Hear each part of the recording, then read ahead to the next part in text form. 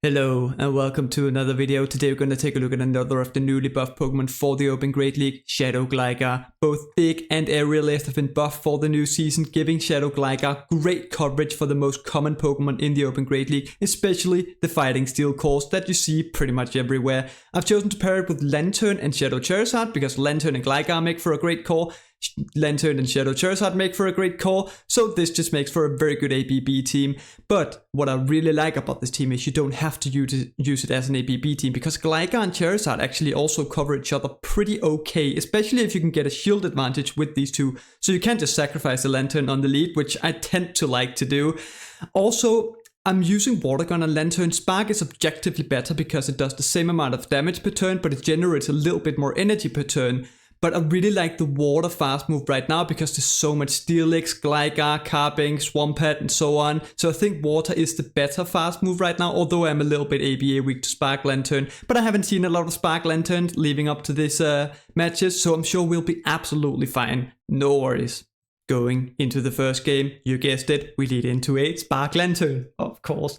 But this is actually not too bad because if you've seen my videos before, I've used Water Gun, Lantern, Charizard cores quite a lot, and I really like them. If you're seeing Lantern on the lead, it's actually not too bad, even though it is a bad matchup, of course, because it means that it's not in the back. And Charizard tends to, a lot of the time, do very well against the backlines of Lantern leads.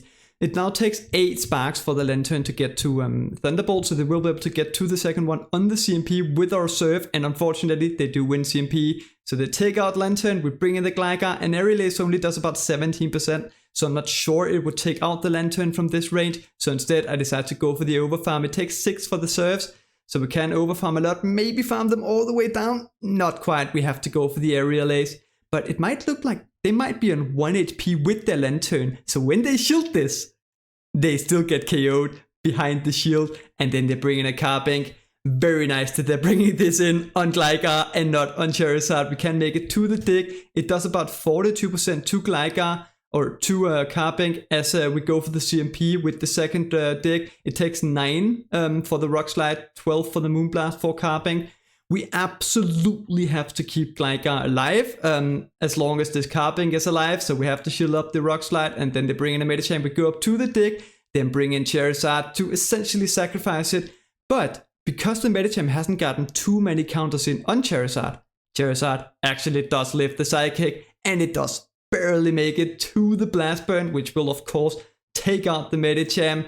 And now the Carbank will only get 1 Rock Throw's worth of energy as we get off this dig. And as I say, it does about 42% if you have a decent Gligar against a decent Carbank, but we have a pretty attack weighted one. We take out the Carbank with the dig, and that is a very good game. Next game, lead into a Toxicroak. We have 2 better responses in the back. Gligar is the safe swap always, as they bring in a Spark Lantern, and I should really be shielding up everything here. With an attack weighted Gligar, you can win the 2 shields with 1 wing attacks advantage without taking a serve, because the wing attacks add up enough to where 1 dig is enough to take out the Lantern. But also with an attack weighted Gligar, 1 serve in the 2 shields is enough to take out the Gligar. Whereas if you have a good Gligar against a good Lantern, you can actually lift the serve and still get to 3 digs, I think. Or maybe you have to bait, but it's a lot better. If you have an attack weighted one, you pretty much have to shield. If you have a good one, you can no shield 1 serve. As we bring in the Lantern, they double shield their Lantern, maybe realizing that I'm weak to it. But yeah, we can bring in a Water Gun Lantern. Of course, we can't bring in the Charizard onto this Lantern. And then we can start taking these moves. I had to shield once, so I shielded the first one as they go from move after 6 here, which I know is only a serve, so we can take it. Then we can farm up to almost 100 energy, go for the Thunderbolt. This will barely not take out the Lantern, but we can bring in the Charizard. Charizard up a shield with an energy advantage is going to be able to beat almost everything in the meta. Sometimes you run into a Bastiodon though, as we did right there, and unfortunately there is absolutely nothing to do in that situation. Statistically, putting Charizard in that situation is very nice, but yeah, sometimes you get burned or smacked down. Next game, lead into Shadow Lure Sandslash. Lantern can live a Drill Run plus the following Shadow Claws long enough to get to 2 serves here, so they're forced into throwing a second move or expending 2 shields under a Lowland Sandslash if they want to take out the Lantern, so this is absolutely fine by me. they have to throw the Ice Punch, meaning they don't have a lot of energy. Then they bring in a Gliscor, we bring in the Charizard, and then I try to catch a move on my Gligar. Essentially, when you see a Gliscor, it's always a Gligar in the back, because you're not using Gliscor as your one Scorpion, or it's very rare. Most people choose Gligar as their one Scorpion, so if you see the Gliscor, yeah, it's almost always some sort of ABB team with Gligar in the back, meaning Charizard up a shield has absolutely nothing to be afraid of. So usually I would just let my Gligar go, give Charizard a shield advantage, but this is a Gligar showcase, so we're gonna give it some love. We're gonna farm down the Gliscor, and then we're gonna get to this dig on the Alolan Sandslash, and this will of course take out the Alolan Sandslash, but that's all Gligar gets to do, because we swap into the Charizard, get to the Blast Burn. We will be able to appease to 2 Blast Burns before they make it to 2 Aerial Aces, so no point in baiting. Blast Burn does massive damage, and we farm down the Gligar. Good thing to know, Gligar can actually live a Blast Burn. Even the Shadow on Shadow, it can live it, just not very comfortably. Next game, lead into a Dubwool. You can very much swap out into Gligar here, I think, but also this is a good matchup for Lantern. So you can also stay in, try to get a shield advantage or some sort of advantage. They go for the Body Slam. It takes 3 for the Body Slam, 5 for the Payback, 4 for the Wild Charge if they have it. Most of the time they don't. So we can go for this Surf. I think double Surf is the way to go against Dubwool. As you can see, one more is almost going to take them out. They are at the Payback, but a Payback is not quite enough to take out the Lantern, so we can take it. Overfarm a little bit more, go for the Surf right before they make it to the Body Slam. This will actually grab a shield. I don't really want to get farmed down, so I bring in the Gligar. They do 2 more double kicks. They are at the Payback. Maybe I should shield this. I was expecting the Body Slam because they would be able to make it to 2 Body Slams. They full send the Payback, does massive damage. Then bring in a Charm Wigglytuff. We can make it to the Dig. Dig is the more energy efficient move, and it is also definitely the move that does the most damage. I don't think we would have been able to make it to 2 Aerial Aces. As they farm us down, we bring in the Charizard immediately because they're switch locked. I want to take advantage of the fact that they're switch locked so I can farm them all the way down. Shielding once, get a lot of energy on Charizard, praying that it's not a Carbank or a Bastion in the back. Charizard with this amount of energy should be able to handle a lot of different things. Also Lantern, maybe a bit of a problem. It's none of those, it's a Cresselia. We go for the Blast Burn immediately because I want to throw it before the switch timer comes up. It makes life a lot easier. Now, the second time around, I have to wait a turn, which can sometimes be a bit tricky as they bait me with a Grass Knot. Do 2 more wing attacks, wait a turn, they try to catch the move on Dubwool. We don't fall for it, we farm them down, come out with back-to-back Blast Burns. The Cresselia doesn't have a move, the first Blast Burn does big damage, and the second one is of course going to take out the Cresselia. And that is another very good game, and another very good sweep by Shadow Charizard. I love Shadow Charizard. I did dare to bring it. I was a little bit afraid of Bastion and Carbank, of course, especially Carbank. But it's not as common as I thought it might be. Next game, lead into a Shadow loaded Ninetales. They're running Charm, which is a bit unfortunate. Powder Snow would have been way more nice for Lantern, but we can make it to the Surf before they make it to the Side Shock. They go for a move right before we make it to the second Surf. A Weather Ball is not enough to take us out, so they go for the Side Shock. We bring in the Charizard. They bring in a Diggersby. This is not a good matchup for Diggersby. They make it to the Scorching Sands after 6. It takes 6/6/5 if you're running Mudshot. So they can't go for it. It doesn't really do all that much damage. What we can do here is go for the Blast Burn. Put them very low or grab the shield. Most likely put them very low. Go for 1 more wing attack. Save the energy on Charizard. Catch the Scorching Sands on Shadow Gligar. And this Diggersby is in perfect range to where they can just about not make it to another one. So we farm them all the way down, come out with energy on both of our Pokemon. They have Alolan Ninetales in the back, or it was in the lead. They were 5 charms away from the Weather Ball, but I didn't want to take too much charm damage, so I go for the Aerial Ace a little bit quicker. And then in the back, it's a Lickitung. And with an attack-weighted Shadow Gligar, these digs are doing a lot of damage.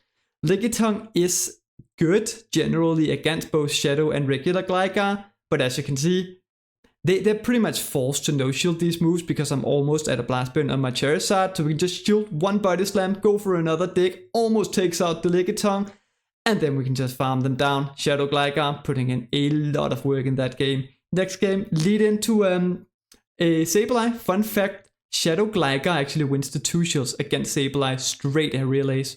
So yeah, and you come out with quite a lot of HP as well if you go that route. I choose to stay in with Lantern, hoping to grab a shield advantage once again. And then we go for the Surf. After farming up to the Thunderbolt, threatening it, they do shield up the Surf, which is very nice. And then they farm up. We go for another Surf. They let us get to it before they throw a move, which is very nice. But now they can farm up to the back-to-back foul play and then throw one of them. I am very much trying to resist the urge to just sacrifice the Gligar and give 2 shields to Shadow Charizard. But this is a Shadow Gligar showcase, so we're gonna see what it can do. We shield up the Gligar after bringing it in. Now we're gonna get a good farm down with the Gligar. And what comes in? It was a very good thing that we didn't just give 2 shields to Shadow Charizard, because then we would have just gotten bubbled down. We can make it 2-1 dig against this Azumarill. This is of course a bad matchup for Gligar, but it's actually not that bad as they make it to the Ice Beam as well. We can shield this up. They should be 4 away from the next Ice Beam, so I don't think we can make it to a dig and an Aerial Ace. So I go 3 more bubbles, or in the middle of the 3rd bubble, then go for the Aerial Ace. And now they're 1 away from the Ice Beam, so I throw 1 more Wing Attack, wait a turn, try to get the CMP tie to leave them Energy Drive, but they go for the extra bubble instead. So now they have more energy. And they throw 1 more bubble, and then they go for the move, meaning they only have 2 bubbles. They're 3 away from the Ice Beam. I might be able to farm them down with Charizard. We bring in the Charizard, of course. They bring in a Victini. We have to get to this Blast Burn before they make it to a Psychic or an Overheat. We do make it to the Blast Burn. It takes 7 for the Psychic or Overheat. This Blast Burn doesn't take out the Victini. They make it to the Psychic, and this will take out Shadow Charizard. And that is a very good game. Very tough team comp in the back. Next game, lead into another Spark Lantern. I faced a few too many of these. Where are the Azumarills that I faced yesterday? And why have they been turned into Spark Lantern when I'm running Water Gun Lantern? Oh well, they make it to a Thunderbolt. We can make it. I overfarm quite a bit to, like, sometimes people are not as good at counting 1-turn moves. So sometimes you can sneak in an extra move somewhere, whereas they actually allow me to get to the Surf this time around instead of throwing the Thunderbolt immediately. And this opponent actually shields up the Surf, and then they go for a move immediately, meaning they leave themselves with not a lot of energy as we bring in the Gligar. Don't want to let myself get farmed down. They are in a range where even Charizard can handle the Lantern in a pinch. They get to the Surf, don't really want to take it, and then I miscount. I don't really know how I miscounted here. But I let them get to another Surf, which is really not ideal. But this also means that Gligar is going to come out with a lot of energy. And still let me farm them down for some reason. I'm thinking they cannot have a response to Gligar. Like, they must be in absolute shambles. But they really don't. They have an Altaria in the back. This is a good matchup for Altaria. Although Shadow Gligar does win the 1 shield, it generally is a good matchup for Altaria. It now takes 17 Dragon Breath for the Altaria to get to a Sky Attack, so we can make it to another Aerial Ace here. I'm overfarming as much as possible because just like people are not very good at counting 1-turn moves, they're not very good at counting new moves. So when you have a newly buffed move like Aerial Ace, sometimes people can't count. And they allow us to get to another Aerial Ace. They did have the Sky Attack. In the back, it's a Galarian Stunfisk. I only have 1 win condition here, and that is landing the Blast Burn. A Drill One is not enough. It was tempting to try and catch the Rock Slide on Lantern here, but I have to just let my Gligar go, because even if I catch the move and save the Gligar, it doesn't make any difference because the Drill One or the Dig is not enough. So we bring in the Charizard, catch the Rock Slide on Lantern, and then we make it to the Blast Burn. And this will, of course, you already know it, take out the Galarian Stunfisk. And that is another very good game.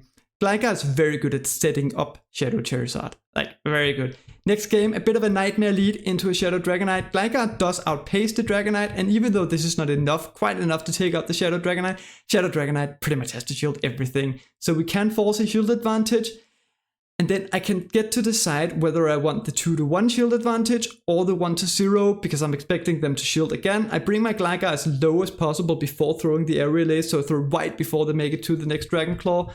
And then we get the second shield as well. I can bring in the Charizard to potentially farm them down before they make it to 2 more Dragon Claws. I'm not quite sure I can do that.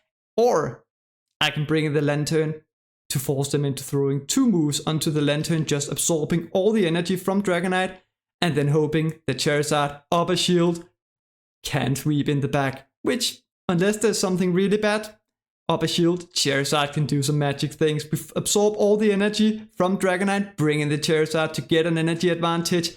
the opponent is not bringing in any Pokemon. They're bringing in Medicham. And you know, 6 wing attacks plus a Blast Burn is enough to take out Medicham. Not 5, you need the 6. So we go for it. Blast Burn takes out the Medicham. In the back, it's a Galarian Stunfisk. We would have been able to make it to the Blast Burn before they made it to a Rock Slide. So they concede the match. Next game, lead into a Medicham. We do have 2 better responses in the back, although it's not comfortable bringing in a Shadow Gligar onto a Medicham because we do have to shield up this Ice Punch, of course. They go for the Ice Punch, we shield it up, and then they swap into their own Gligar. A regular Gligar. I'm very much expecting to win all CMP ties in the mirror matches because of my IVs. So we can't go for this first aerial ace. They get to another one. I don't really throw, but we're 4 away from the back-to-back. They're 5 away from the aerial ace. I'm gonna go up to the back-to-back, throw the first one, where we can't get the through. We do grab the shield, and then, of course, I'm gonna win CMP against this Gligar. They're gonna have to shield twice. I don't win CMP. What the hell, opponent? What are your IVs? Oh well, they take me out. I'm not quite sure I can Water Gun them down before they make it to a dig, so I bring in the Charizard, catch the aerial ace on Lantern instead, get some energy on Charizard. And now, of course, they're going to bring back in the Medicham because they don't want the Medicham on Charizard. They would much rather have their Medicham on Lantern. Makes a lot of sense. Then they can go for a Psychic. And then I'm looking at the HP on my Lantern after taking this. Can I make it to back-to-back serves, or do I want to go for the Thunderbolt? I think I can make it to back-to-back serves. We do go for the first serve. This actually grabs a shield from the opponent. Surprisingly, we make it to the second serve. This is not going to take them out. It only does about 27%, so I can leave them with a little bit of HP with a move. So I have to shield this move from Medicham, or I can leave them with more HP on Medicham with a move, so I get farm on my Charizard, or more farm on my Charizard to get a lot of energy. What is in the back? It's a Sableye. We make it to the first Blast Burn. You already know how this is gonna go. Blast Burn, one-shots the Sableye. They bring in the Gliscor. We could go for the Dragon Claw. The Gligar, we could go for the Dragon Claw. We go for the Blast Burn instead, and we take out the Gligar. And that is another sweep by Charizard. Another nightmare lead. I wasn't expecting to see Altarius, so yeah, this team can be a little bit weak to it. We bring in the Gligar, they bring in a Politoed. We get to the Drill Run before they make it to a potential Ice Beam after 6. Not a Drill Run, Dig does big damage, but they make it to the back-to-back Weather Ball. I'm thinking that if I want to shield one, I want to shield the first one because that's the potential Ice Beam. But they do have another one stored, another Weather Ball. This won't take out Gligar, but it's really not ideal. And I think I made a bit of a mistake shielding one, because winning Switch doesn't do a lot for me when I'm down a shield, essentially. Like if I let them farm me down here and bring in Charizard, I just lose. So instead I try to pull out something magic. I bring in the Lantern. They might have thought that I had Spark on my Lantern, so they bring in their Diggersby. They should have definitely just stayed in with their Altaria. This is very nice. They get to the Scorching Sands. We don't get the debuff, luckily. Then we can overfarm, make it to a serve. It takes 665, as I say. Lantern does win CMP, so I try to go for the CMP on the second one, which they don't fall for. They go for the extra mud shot instead. Then this will do big damage to the Diggersby. We will also grab the shield, which is very nice. They can overfarm quite a lot, but they're still switch locked. So if I bring in my Gligar after this, I can force them to throw energy into Gligar and then bring in Charizard afterwards. So they have to throw energy here, otherwise I would just be able to farm them down. They go for the Fire Punch, and I can bring in the Charizard. The switch timer comes up, but we'd already done some damage to this Altaria. It might be in range where we only have to throw one Dragon Claw. So we can shield up the Sky Attack. They should be quite far away from the next one. I should probably overfarm more here, because I'm not sure I can farm down the Diggersby in the back. Luckily, the Dragon Claw doesn't take them out, so come out with energy on Charizard, so we can go up to the back-to-back Dragon Claw, go for the first one. This will, of course, grab the shield, as it doesn't KO through the shield, but we get to the second Dragon Claw as well on the CMP tie, and this, of course, takes out the Diggersby. And that looked tough for a second, but that is a very good game. Next game? Yes, there's another Spark Lantern. Don't worry, I was not afraid of facing Spark Lanterns at the beginning. This was very well thought through. They make it to the Thunderbolt. Once again, I'm going to try to overfarm quite a lot, but this Lantern has better IVs than the ones that I faced before, as you're going to see by the damage from the serve later. And also my opponent decides to play it really well. I get to the serve on a potential CMP. They don't go for the move. Instead, they decide to overfarm on their Lantern, go up to the back-to-back serve or close to the back-to-back serve, close enough to where they're gonna get to a serve onto my Gligar. I don't really, I mean, usually I would shield it on Gligar, but this time I decided to play it a little bit different. You can always just save 2 shields for Charizard, try to win the game with Charizard when there's a Lantern in the lead. So I try to do that this time around, just save 2 shields, because they're often weak to Charizard in the back. They bring in a Gligar, they still have that Lantern in the back, which I do need to be aware of. They overfarm by 1, and then they go for the move. But this is actually a pretty nice range for my Charizard. We can bring in the Charizard. A Dragon Claw only does about 27% to the regular Gligar, 33% to the Shadow. So it's not quite enough to take them out from here. So I didn't want to go for it immediately. Instead, I go for it here on the CMP on the next one. I could have gone for it one before the CMP and then go for the second one on the CMP. But I was thinking that if they shield it, I could just shield their move and then farm them down afterwards, come up with energy. In the back, there's a Tropius, and this is actually a bit of a problem because these air slashes are doing a lot of damage. We go for the bait, they shield it up, they try to catch, we farm down the Spark Lantern, but these sparks are doing massive damage. I don't think I'm getting to 2 blast burns before they air slash me down, so go for the bait. This is the game right here. They shield it up, we get to the blast burn, and once again, Shadow Charizard pulling me through these games with almost no HP remaining, and that is another very good game. Next game, lead into a Registeel. We have 2 better responses in the back. Bring in the Gligar. They're staying in. And then they try to go for a catch. We don't fall for it. It's a Shadow Gliscor. And as I said earlier, when it's Gliscor, it's most likely Gligar as well. So Charizard has absolutely nothing to be afraid of. We can take 1 move from this Gliscor, overfarm with the Gligar. Because it's Night Slash, it's 5-4 instead of 5-5 with the air slashes. So we can go for this air release right before they make it to the next one. And then they shield it. And I'm thinking, you know what? As I don't go for the move because I lose CMP to Gliscor. Gliscor does win CMP. Up a shield, like they're switch locked. They have no energy and they're in farm range. I can just bring in my Charizard, farm them down, have energy, have a shield advantage. I'm pretty sure it's a Gligar in the back. It is a Gligar in the back. We go up to the CMP tie. I am by no means afraid of them trying to catch because, well, it's a Registeel in the back. So we can go straight for the Blast Burn on the CMP, which Charizard is of course gonna win. They go for the air release. We do have to shield it up.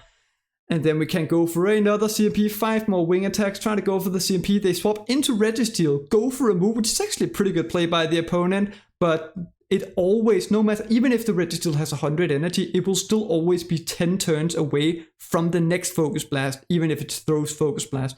So we can just do 5 more wing attacks, go up to the back-to-back Blast Burn. The first one-shots the Registeel. The second one does about 86% damage to the Shadow Gligar, and it one-shots the Shadow Gligar. Next game, lead into a Greedent. We have 2 better responses in the back. This is another one where you can stay in. I think because it has Mudshot, it probably is good to swap out. It's very good to swap out when there's a Sumarin in the back because Charizard is very happy that this has been lured out. We can make it to 1 dig and then the opponent overfarms, so we make it to another dig. This will do big damage or potentially even give us that all-important shield advantage, which just puts a smile on my face every time I see that I have a shield advantage for my Charizard. They go for the Ice Beam, they overfarm quite a lot, but their energy is going into Lantern. I don't care. They overfarm 2, I think they went up to 8 here, so they should be 3 away from the next player off. I could go for the Surf right before they make it to the next player off. I'm not 100% sure I would take them out from this range, or I can just overfarm, let them get to another player off. It doesn't really do all that much damage. Come up with a lot of energy on Lantern. Go up to almost 100 energy and then go for the Surf to take out the Azumarill. Then the Greedent does have some energy. It farms up energy so quickly, so they will be able to outpace us to 3 Body Slams before we make it to 2 Blast Burns. So I do have to let 1 move go, and I'm thinking if there's 1 move Charizard can take, it's a Body Slam from a Greedent. It's still not comfortable, but we take it. They get to another one. A Blast Burn is not quite enough to take them out from this range. So I would rather overfarm and then go up to the CMP on the next Body Slam. It takes 4 for the Body Slams, 5 for the Crunches. This Blast Burn Greedent is bulky, but the Blast Burn takes out the Greedent in the back. It's a Charm Shadow Gardevoir. We make it to another Blast Burn, very much expecting this to be shielded. But Gardevoir is very frail and we have a lot of energy on the Lantern in the back. So we can make it to the Thunderbolt. And this will, spoiler alert, take out the Shadow Gardevoir. And that is another good game.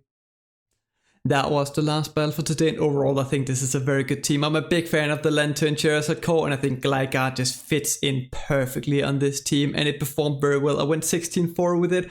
Other than that, fun fact of the day, against a Swampert and a Sableye, you can go straight dig and win the 1 shield with Shadow Gligar. Against them in the 2 shields, you can go straight air relays and beat both of them. And also with a good stat product, Shadow Gligar, you can win every even shield scenario against Lantern, Spark Lantern without having to bait. So I do like the higher stat product one over the attack weighted one. I didn't choose the attack weighted one on purpose. I just didn't have any other. Other than that, if you liked the video, remember to leave a like. If you're new here, subscribe to the channel. And of course, a massive thank you to the members of the channel. Your support is very much appreciated. Thank you for watching, and I hope to see you next time.